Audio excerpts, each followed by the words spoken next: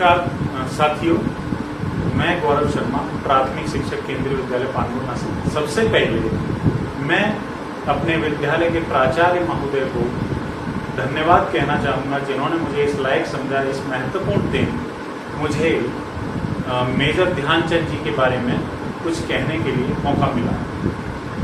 तो मैं आपके सामने मेजर ध्यानचंद जी की जीवन के बारे में आपको कुछ बताना चाहूँगा।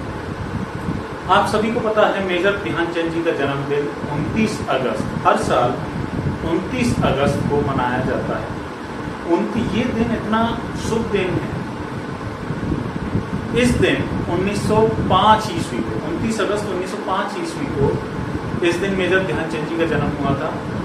मेजर ध्यानचंद जी एक बहुत साधारण परिवार में जन्म हुआ था और ये अपनी बेसिक शिक्षा करने के बाद ये अपनी इंडियन आर्मी में भर्ती हो गए थे, मात्र 16 साल की अवस्था में।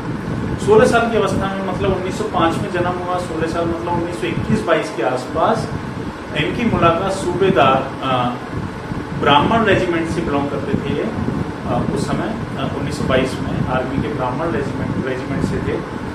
उसमें सूबेदार थे एक तिवारी जी, उनका पूरा नाम मुझे अभी स्लिप हो रहा है, तिवारी जी थे। तो उन्होंने उनसे प्रेरित ध्यानचंद जी उनसे प्रेरित होकर हॉकी खेलना सीखे थे। ये उनकी आत्मकथा में लिखा हुआ है। उनकी आत्मकथा है, मेजर ध्यानचंद जी की आत्मकथा का नाम है गोल।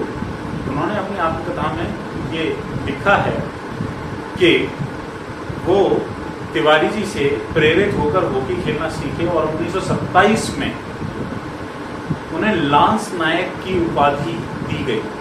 उसके बाद 1928 में ये नीदरलैंड में ओलंपिक खेल में गए। वहां इन्होंने दो गोल्ड उन्होंने किए और गोल्ड मेडल हासिल किया। उसके बाद 1932 ईस्वी में जब यूएसए में ओलंपिक हुआ, तो उस ओलंपिक की जीत के बाद उन्हें लांस नायक से नीचे एक पद होता है लांस नायक, तो नायक बना दिया गया। उसके बाद सबसे रोचक कहानी जब होती है, जब इन्हें बर्लिन ओलंपिक जर्मनी में 1936 में बुलाया जाता है। तो ये अपनी हॉकी टीम के कप्तान भी थे, प्लेयर भी थे। तो बर्लिन ओलंपिक में ये 1936 में जीतने के बाद इन्हें सूबेदार का पद दे दिया जाता है। लेकिन अब आप सोचोगे इनका नाम मेजर कब पड़ा, क्या स्थिति थी? तो आपको एक दो पॉइंट बताता हूँ। जब ये बर्लिन ओलंपिक जर्मनी में थे, तो उस समय हिटलर का नाम आपने सुना होगा। हिटलर इनसे बहुत प्रभावित था। हिटलर ने बोला कि मैं आपको इससे ऊंची उपाधि दे सकता हूं अगर आप जर्मनी की सेना में काम करें। लेकिन इन्होंने जवाब दिया कि मैं अपने देश के लिए जिया हूं, मैं अपने देश के लिए खेलता हूं, तो मुझे ये पद बिल्कुल भी मंजूर नहीं है। मतलब इन्होंने वो पद को त्याग दिया। 1943 में ये लेफ्टिनेंट के पद पर नियुक्त हुए। 1948 में लेफ्टिनेंट से ये कैप्टन बने। 1956 में इन्हें पद्म भूषण पुरस्कार से नवाजा गया 1956 में, और ये प्रमोट होकर मेजर बन गए। तो ये थी कहानी मेजर ध्यानचंद बनी। अब मैं आपको कुछ रोचक तथ्य बताना चाहता हूँ। ऑस्ट्रेलिया के एक फेमस क्रिकेटर थे डॉन ब्रैडमैन।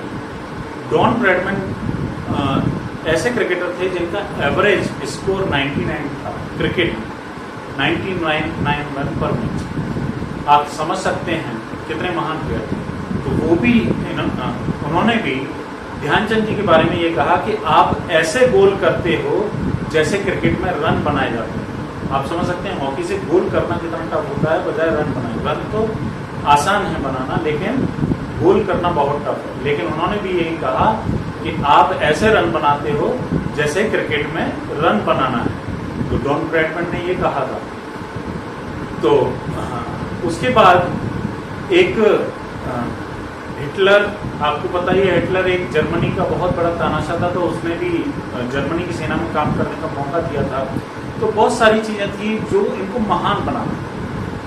अच्छा, इन्हें हॉकी का जादूगर कहा जाता है। जिस तरीके से क्रिकेट में God of cricket Sachin Tendulkar को कहा जाता है, रन मशीन विराट कोहली को कहा जाता है, उड़न परी पीटी उषा को बोला जाता है, मिल्खा सिंह जी को हम क्या कहते हैं, फ्लाइंग सिख के नाम से जानते हैं, क्योंकि उन्होंने पाकिस्तान में आपको पता है किस तरीके से दौड़े, इस वजह से। इसी तरीके से इन्होंने इन 3 ओलंपिक में जिस तरीके से गोल किए थे, तो इन्हें विजार्ड ऑफ हॉकी कहा जाता है। इन्हें विजार्ड ऑफ हॉकी कहो, है ना, तो गॉड ऑफ हॉकी भी कह सकते हैं। तो इनका हॉकी के अपने जीवन काल में हॉकी खेलते हुए कितने नावों से नवाजा जाए कम पड़ जाए, कहने का मतलब ये है। तो मेजर ध्यानचंद जी बहुत ही सिंपल स्वभाव के थे। दूसरी बात, मैं ऐसा क्यों कहना चाह रहा हूँ क्योंकि मेजर ध्यानचंद जी बहुत सिंपल थे। ऐसा नहीं, मैं छात्रों को ये बताना चाहता हूँ कि कोई भी छात्र किसी भी खेल में आगे बढ़ सकता है, चाहे वो चेस में हो, चाहे वो क्रिकेट में हो, मतलब चाहे वो इंडोर गेम में हो, चाहे वो आउटडोर गेम में हो। Being a sports in-charge, I want to say something about this sport. Hockey एक हमेशा से इंडिया में एक छोटे उससे माना जाता है, मतलब इतना महत्वपूर्ण गेम नहीं माना जाता था। लेकिन जब से मेजर ध्यानचंद जी ने ये मेडल, उन्होंने अपने जीवन में 576 से ज़्यादा गोल किए हैं, आप समझ सकते हैं, टोटल इंटरनेशनल लेवल पर बता रहा हूँ। और वैसे टोटल तो 1000 से ज़्यादा गोल किए। एक बार की कहावत ऐसा माना जाता है कि न्यूजीलैंड की टीम से खेल रहे थे, न्यूजीलैंड को इन्होंने 6-0 से हराया। मतलब बहुत सारे देशों में इन्होंने अपना नाम हासिल किया है। तो ऐसे कोई भी बच्चा, जरूरी नहीं कि वो पढ़ाई में ही अच्छा हो, वो किसी भी गेम में आगे जा सकता है, वो किसी भी स्पोर्ट्स को खेल सकता है, जो भी वो चाहे कर सकता है। लेकिन करो हमेशा ऐसा टॉप लेवल का, ऐसा नहीं कि आपकी रुचि है आप बीच में ही छोड़ दें उसे। अगर आप क्रिकेट खेलते हैं तो क्रिकेट में टॉप बनिए, अगर आप हॉकी खेलते हैं तो हॉकी में टॉप कीजिए, अगर आप पढ़ाई करते हैं तो पढ़ाई में टॉप कीजिए, नाम होना चाहिए।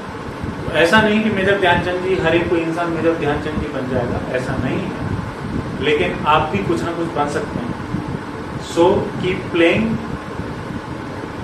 Keep hard working, always be prepared for any game. आपसे जो भी खिलवाया जाता है स्कूल में, आप उसके लिए तैयार रहें। तो मैं इन्हीं शब्दों के साथ मैं विराम लेता हूं और सभी बच्चों से आग्रह करता हूं कि अपने स्पोर्ट्स में थोड़ी सी रुचि दिखाएं और सुबह सुबह थोड़ी सी एक्सरसाइज करना, योगा करना शुरू करें, जिससे आपका शरीर फ्लेक्सिबल हो और इस पैंडेमिक के टाइम में आप सेफ रहें, सुरक्षित रहें, घर पर रहें। और जब भी आपको खेलने के लिए बोला जाए तो अपना ध्यान जरूर रखें, हमेशा मास्क पहन के रहें। धन्यवाद। Good afternoon, myself Purvi Chaudhary. I am studying class 9. I am presenting this speech on the topic of COVID-19 fitness at home. The COVID-19 pandemic means that many of us are staying at home and sitting down more than we usually do. It's hard for a lot of us to do the sort of exercise we normally do. It's even harder for people who don't usually do a lot of exercise. But at a time like this, it's very important for people of all ages and ability to be as active as possible. WHO Be Active campaign aims to help you do just that and to have some fun at the same time. Remember, just taking a short break from sitting by doing 3 to 4 minutes of light intensity physical movement such as walking or stretching will help ease your muscle and improve blood circulation and muscle activity. Regular physical activity benefit both the bodies and mind. It can reduce high blood pressure, help manage your blood weight and reduce the risk of heart disease, stroke, type 2 diabetes and 2 various cancers, all conditions that can increase the susceptibility to COVID-19. It also improves bone and muscle strength and increase balance, flexibility and fitness. For older people, activities that improve balance help to prevent fall and injuries.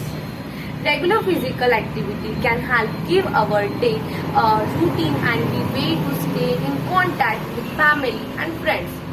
It's also good for our mental health, reducing the risk of depression, the cognitive decline, and delay the onset of dementia and improve overall feelings. Thank you.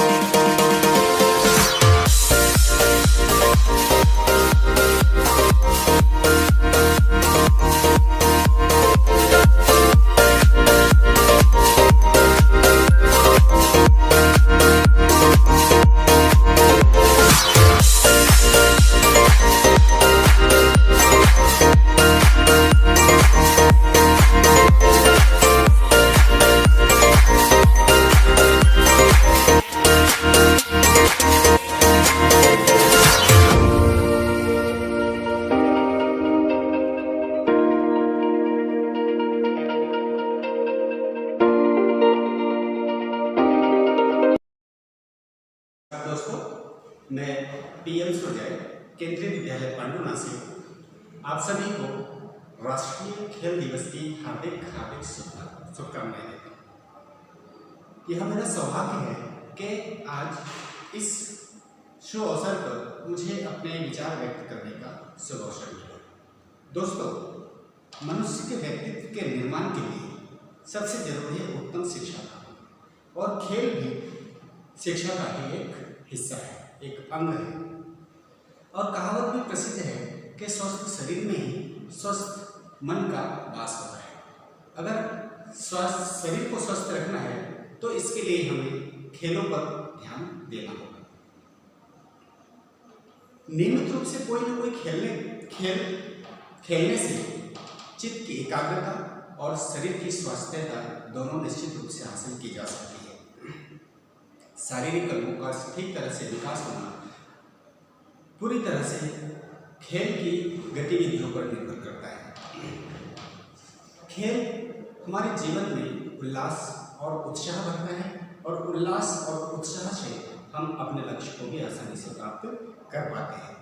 खेल तो कई प्रकार के होते हैं, पर हमें उसी खेल को पसंद और उसी खेल में हमारा एफर्ट लगाना चाहिए जिसमें हमारी रुचि है और जिसको हम आसानी से खेल सकते हैं। खेल खेलने से शरीर में श्रम होता है, हमारे शारीरिक अंगों का विकास होता है और मन भी बुद्धिष्ट होता है। हम खेल से अपने शरीर को, अपने आयु को आयु बना सकते हैं और अपने मन को भी स्वस्थ रख सकते हैं। मैं इस अवसर पर आप सबसे यही अपेक्षा रखता हूँ कि विद्यार्थियों को न सिर्फ पढ़ने के लिए बल्कि पढ़ाई के साथ साथ खेलों की भी शिक्षा दें और उन्हें विभिन्न खेलों में प्रतिभागिता हेतु उत्साहित करें। धन्यवाद।